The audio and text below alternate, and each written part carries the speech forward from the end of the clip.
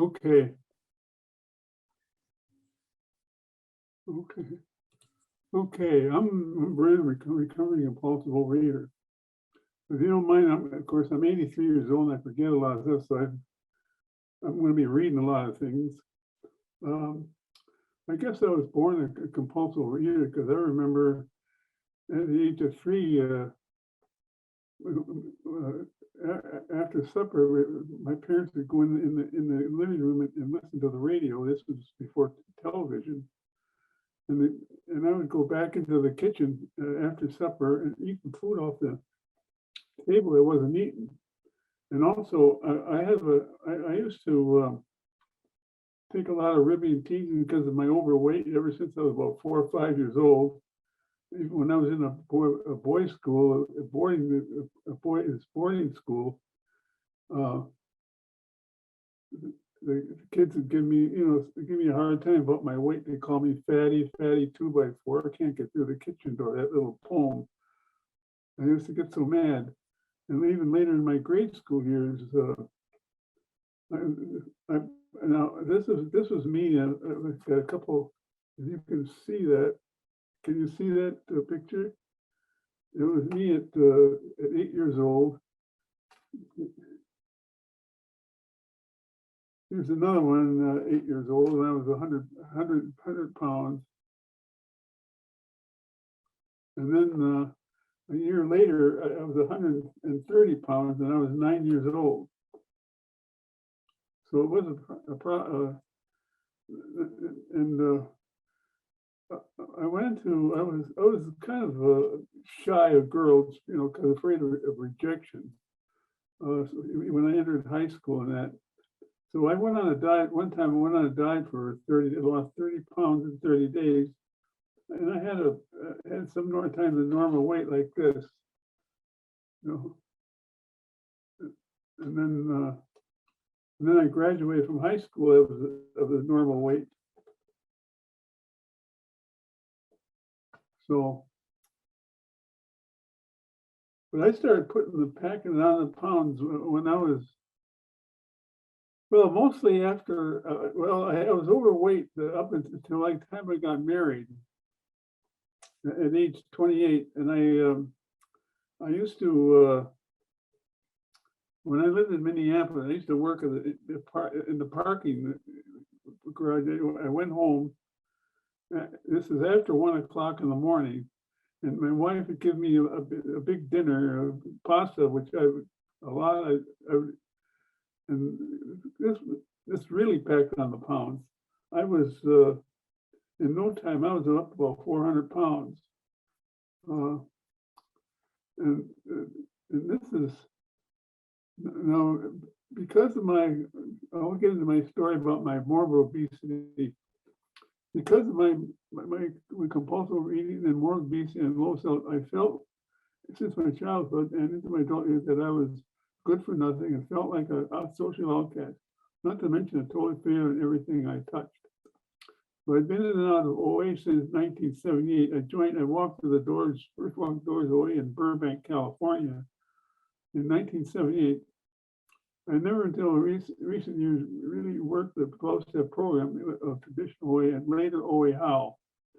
Before I plunged headlong into the program, I had brief periods of recovery followed by always worse relapse. I was also a codependent people pleaser that would give in to others just to keep peace and avoid conflict of any kind, or I'd make decisions that were against my better judgment or personal values just to keep peace. I never even knew what codependency was until I entered professional 12-step treatment for compulsive. Then I found out what codependency was and realized that disease fed into my compulsive eating, as it does in many others. I had one facilitator tell me one time that codependency was the granddaddy of all. That you strip away alcoholism and eating, you have a full-blown codependent.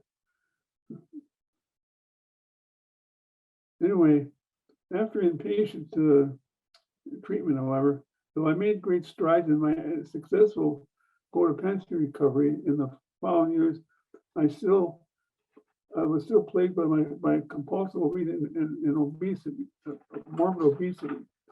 Like I said, I had periods of success and followed by periods of relapse. When I lived in California with my wife for a time. I told you how I was morbidly obese. These are some of the pictures when I lived in Van Nuys. You can, and you can see that. And during my compulsive eating career, I suffered a great problem. I suffered from diabetes, asthma, edema, open sores in my leg, which needed to be wrapped every time. I had 2-year death. I had two near-death experiences during my time. I had periods in the nursing home to lose weight, and I always went back. So now I'm going to be backtracking a little bit here. I successfully, at one time, I successfully completed a traditional weight loss program. And I knew in my heart of hearts, this is under traditional OA, that I had to get back into to getting absent again. And so I knew that if I wanted to succeed in my career, I needed to require faith in the power greater than myself. For me, that one was God. Acquiring faith required me to be willing to put away my fear and pride and plunge headlong into the program. After that, I made the decision and stated in step 3 to turn my will over to the care of my God. I started putting away my prideful attitudes. The first work, steps 1, 2, and 3. Then followed by plunging headlong into the earnest work of the following 12 steps. The real pride buster came in faith and humility. I started working my 4th step, moral inventory. In doing so, I discovered that I wasn't the nice guy I thought that I was. There was character defects galore for me to eradicate from my life. In step 5, I admitted to God and to another human being's exact nature of my wrong. Confession to God and my moral wrongs was easy enough, but sharing my wrongs with another human being was another matter. Sharing my wrongs with another person required me to have the courage and humility to put away my pride and arrogance. When I put away my fear, I shared them with a long-time recovering AA person who understood the problem. He just sat, listened without being judgmental. And working step 6 of recovery, again, I humbly came to realize I wasn't the nice guy I thought I was. I had to accept the fact that many of my problems were not the other fellow doing. Most of the time I dig and studying it and meditating, I dug my own holes and then fall into them. There was more than enough blame to go around. In step 6 and 7, I had to accept the deal with my character defects. I had to humbly ask God to remove my shortcomings, and there'd be a lot of them, which required lots and lots of footwork on my part. In doing step 8, and making a list of all persons I harmed, was another pride buster, and the list was wrong. By nature, I consider myself to be a coward. So for me to acquire the willingness to make amends took a lot of humility, took lots of courage to confront each person and make their amends. It was especially true of step 9, making one-on-one meetings with a person in question. Most persons had forgotten about or took it very lightly. To help prevent relapse or help, I daily take personal intensive inventory. I should not get too complacent in my recovery. I've been successful only through my higher power, who I choose to call God. Without him, I'd still be very deep in my disease, lying my life away in a convalescent home, or even be dead. I mean, by the way, I just turned 83 years old, and I wouldn't be here if I hadn't gotten abstinent. I had many failures as well, but I learned to benefit from them. They're very good lessons and can be used to stop stepstones into spiritual progress. I also came to know that failure in my life was merely an event and not a person, and it was okay to fail. So I don't hit myself. I stop hitting myself over the head about it. My failure has helped me to overcome pride and realize that my success or failure is not always the way, but God's way is. My desires may not be God's desire, and that the only way I can continue to succeed is to be humble enough to be in tune with him. What O has done for me is I come closer to God and have a great communion with my higher power, my peers, and my overall fellows. I'm enjoying much greater physical health, psychological, and spiritual health. Of course, I got my ailments now. I got neuropathy in my feet from being so heavy, which I'm off my balance. I have to use a walker. Of course, now I'm getting up there. I'm getting more difficulty physically to be able to move around. I'm enjoying a much greater outlook on life as a whole. I'm maintaining a weight that my doctors want me to maintain.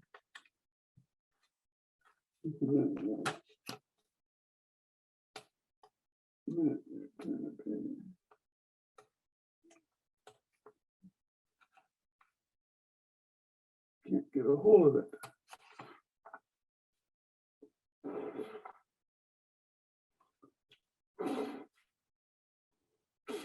Just a minute. Trying to turn the page here. My doctor wants me to. I can respect myself as a worthwhile person, not consider myself a useless fluke in the universe like I used to. I've become a much more honest person with those both in and outside the program. I have a much better sense of self-worth and a higher self-esteem. I maintain my recovery by doing my 10-step inventory daily. I don't have to be ashamed of my parents because I've out of 554 pounds, I gave away 335 pounds. And I don't have to, I don't feel inclined to measure my success by worldly standards. My only regret is, however, that my wife never lived long enough to see my progress. She passed away in 1985, and then I had a 15-year-old son to raise. I'm going to backtrack a little bit. Some incidences happened. One time when I was real heavy, I was living in Van Nuys, California. I was driving down the street, and I got caught. It was on Sepulveda Boulevard, if you know where that is. I got hauled over by the LAPD. There was what they call a drunk driving team.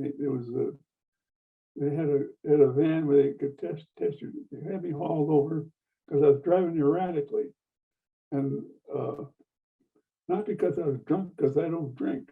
Not an alcoholic. Because I was so heavy that the steering wheel was in my stomach. They had me hauled over, and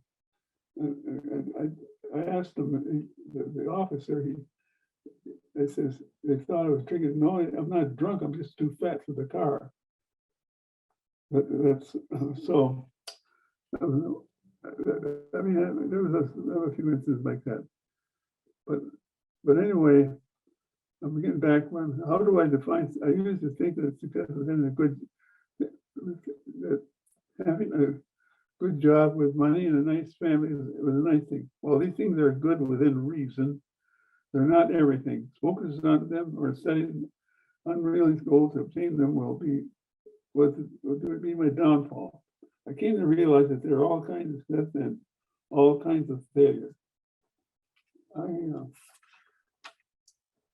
I can have great worldly success and get a lot of worldly affirmations, but spiritually, because of my pride, I'd be a miserable failure. If I didn't put away my pride, I wouldn't have God's happy, peace, and serenity that I have. 5 minutes. 5 minutes. How much? 5. Okay. Of course, like I say, I've left so much out. Of course, that would take another 20 minutes just to tell you everything. Okay, before I knew how is this in the professional 12 treatment, I was still often relapsing back into practicing my disease, and I briefly returned to OA until a brief period of recovery, followed by relapses. I also resented myself because I seemed to fail in everything I tried to do. And I seemed the founder of my own despair. Today, my recovery was since plunging headlong into work in the 12 steps and joining OA How. I credit everything to my higher power and miraculous healing, which required much footwork on my part, and there was a lot of footwork. Since my participation in OA How program recovery, there were many things I do not miss. I don't miss the gross morbid obesity that suffers from compulsive eating. I don't miss the misery of medical problems such as diabetes, asthma. I don't miss having to go to a doctor every week, having my legs wrapped because of blisters and open sores, healing and then reappearing on my legs due to my edema. I don't miss self-loathing and guilt. I don't miss the need for special wheelchairs and commodes. And I don't miss the guilt of breaking the toilet when I was in the hospital one time. I didn't break the toilet seat. I broke the toilet. It was built in the wall. I don't miss the near-death experiences needing hospitalization followed by a conflict of home state in order to lose weight. I don't miss wine that compulsively overeat each time of the day or night. I don't miss my shoplifting from candy and ice cream and dispenser. I never shoplifted from a store, but I stole food from friends and I stole money. I stole my wife's Medicare check to feed my disease. So I was well, put it bluntly, I was a thief and a liar while practicing my disease. I don't miss the guilt and followed by compulsive overeating and then lying about it. I don't miss my going through drive-thrus on my company time when I did drive for my brother-in-law to buy hot dogs and other junk food while driving for him. I don't miss the guilt from cheating landlords and medical care professionals not meeting my financial obligations because of my overeating. I don't miss the fear of arrest for writing bad checks or stealing my wife's Medicare check, cheating her doctors out of their fees to support my habit and the guilt. I don't miss the guilt from taking money from my wife's purse and other persons. I don't miss the shame and fear of being homeless because I was unable to provide for my family like I should. I don't miss the shame of having to rely on the charity of others because of my perpetual joblessness and because of my disease. I got one almost done here. I don't miss the homelessness of myself, my family, my unemployment because of my in short, with my participation with traditional OA and later OA How, I don't miss the suffering of any of the misery that I've suffered in my former lifestyle of compulsive overeating. The things I like, since my participation in OA How, I like having better physical, emotional health and spiritual health. I like having a better relationship and respect with my son and my peers. I like having a friendship with my OA How fellows, my son. I like being able to go to an ordinary clothing store and buy clothes, finding things that fit me. I like money left over in my checking account at the end of the month. I like being able to keep large amounts of food in my house without having to binge on it. The list of my likes since my recovery compulsively goes on and on. Finally, I like the prospect of, by the grace of God, my heart for having a free, happy, and joyous future of absence, serenity, and eternal peace from my addiction of compulsivity. I attribute my recovery to my willingness to, in humility, put away my pride in favor of God's will for me. To me, humility is not a degradation or a sign of weakness, but a sign of great strength ordained of God. And I pass. Thank you. It's just another picture of mine when I was real heavy. And of course, this is me today. So that, okay, well, thank you.